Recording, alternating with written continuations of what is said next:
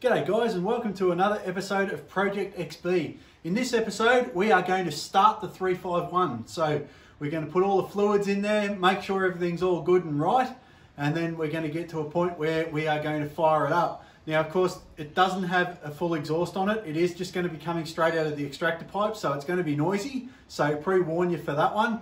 However, hopefully, fingers crossed, it starts and it goes. If it doesn't, it will just be lots and lots of swearing.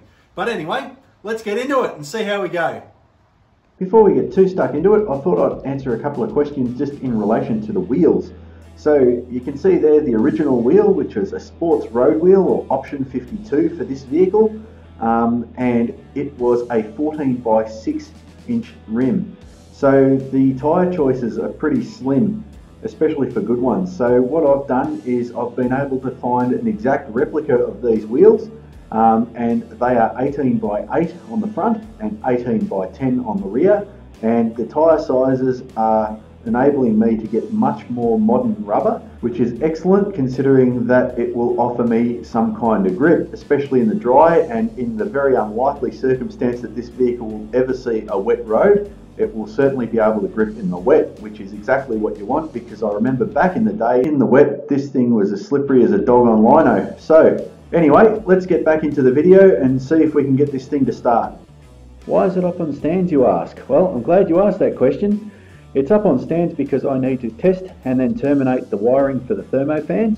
I also need to fit a pressure gauge into the TV port of the AOD. So in English, what that means is I need to set up the throttle valve pressure for the transmission. These things have a little cable that goes to the carby, and what you need to do there is make sure that it is sitting at 30 psi with a little spacer in it, and then go back to 0 psi at idle. So unfortunately I won't be able to film this process because you need two hands and I can't have a camera on at the same time, which is a bit unfortunate. But if I get it right, it'll be all good, and we'll move to the next bit where we can start it. If not, well, you just have to wait for a while, and it might be a bit of a time between drinks. Anyway, I'll aim to get that right, should be pretty right. And the other reason that it's up there is because I had a new present today. I've got the bump bars. So what I'll do is I'll fit all of these up, I'll put the fluids in there, I'll button up the wiring, I'll fit the transmission pressure gauge for the test port, and then we'll get into trying to start the engine. Okay, so looking very complete now in the front end. So I've buttoned up all of the wiring for the thermofans, so all of that tested out okay. The guys with a very keen eye can see that behind the grill, you can see that I've got the transmission cooler all mounted up, ready to go. We've also fitted the test port pressure gauge to the transmission as well, so making sure that I get the right throttle valve pressure. Now this is critical on these Ford AODs, the reason being is that that's what modulates the line pressure, so the more throttle you give it, the higher the line pressure. Now the reason that they've done that is because the more throttle, the more torque, and then of course you need more line pressure for the clamping forces for the clutches and brakes. If you get this horribly wrong and you don't get enough line pressure, what you'll end up doing is burning out the box. And if you go too high in terms of your line pressure, well, all it makes is for a very, very uncomfortable ride, because when it changes gears, what you'll find is it will be like it getting a punch in the back, which is not exactly what you want. Moving on to the rear, you can see that the rear bar and stone tray fitted up all nicely as well. So looking very, very complete now. So the car is almost finished. So the only thing that we've got left is to drop it back on the ground and try to start it. So hopefully this works. So fingers crossed. Alright, here goes nothing. Oh, something happened. Oh yes, this is fantastic. Alright, so we've got oil pressure as well, so that's enough, so that's good, so that's something I don't have to worry about. And it looks like it's coming back down to idle after being able to rev, so it looks like everything's working as it should. This is brilliant. Alright, let's have a look at the engine bay and see what's going on. So I've got the ignition timing and the throttle pressure all sorted, and it's idling like an unhinged kitten, which is what it's supposed to do.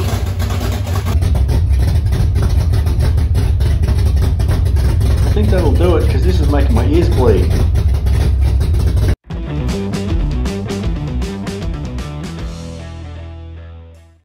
Okay, we're off to the exhaust fabricator, so let's see if we can get a gear and head off.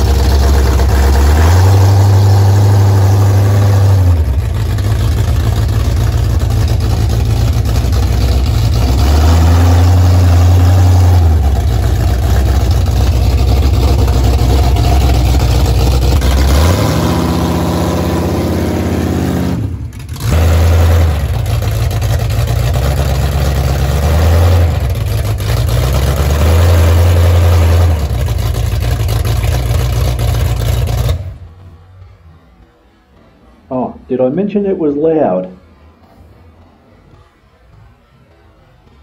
Well, that's another massive milestone for Project XB. It had reverse, it had drive, it was able to go up a hill onto the tow truck, so everything is looking really, really good. The oil pressure was spot on, our trans pressure is now all spot on, everything is all good, even our ignition timing is bang on accurate as to what it needs to be. So everything is good. It's got a nice idle, even though it's a little bit loud, but the exhaust will fix that up.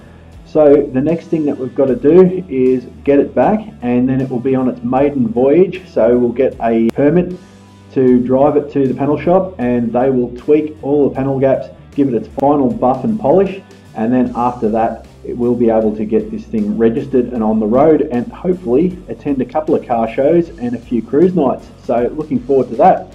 So if you did like this video, please like, share and subscribe.